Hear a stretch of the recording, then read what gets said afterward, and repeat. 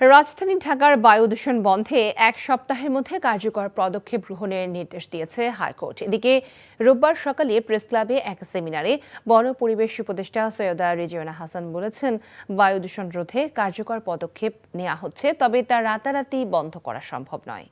মেজবা হাসানের রিপোর্ট।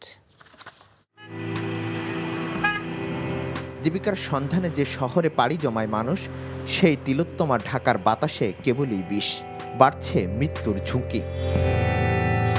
বায়ু দূষণে ঢাকা যে বিশ্বের সবচেয়ে ঝুঁকিপূর্ণ মহানগরী, তা বারবার উঠে এসেছে আইকিউআরের বিশ্বমান ইন্ডেক্সে।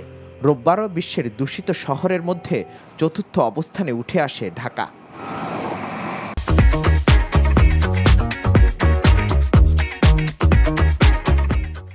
এমন বাস্তবতায় বায়ু দূষণের অবস্থা নিয়ে উৎকণ্ঠা প্রকাশ করে হাইকোর্ট। আদেশ দেন আগামী ৭ দিনের মধ্যে দূষণ রোধে ৯ দফা নির্দেশনা বাস্তবায়নের। আদালত আদেশ দিয়েছেন যে ঢাকার বায়ু দূষণ বন্ধে দ্রুত ব্যবস্থা গ্রহণ করতে হবে ৭ দিনের মধ্যে, এবং ইতিপূর্বে ২৩/১/২০২০ তারিখে ৯ দফার যে নির্দেশনা দেওয়া হয়েছিল, সেই ৯ দফার নির্দেশনাও বাস্তবায়ন করে আদালতে প্রতিবেদন দাখিল করতে হবে। তবে পরিবেশ উপদেষ্টা বলছেন, চাইলেই দূষণ রোধ করা সম্ভব নয়। ২ সিটিতে মেয়র না থাকাও বড় সমস্যা। বায়ু দূষণ আমি আগেও বলেছি, এখনো বলছি, ১ বছরে আপনি কিছু করতে পারবেন না, কেউ পারেনি, কিন্তু মানুষের দুর্ভোগটা তো কমিয়ে রাখা যায়। দুর্ভোগ কমানোর একটা বড় উপায় হচ্ছে ধুলা দূষণ কমানো।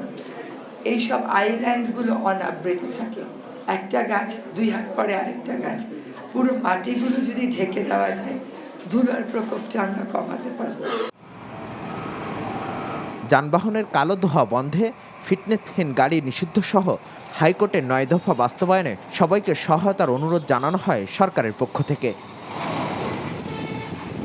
Misbah Hasan, NTV news, Dhaka.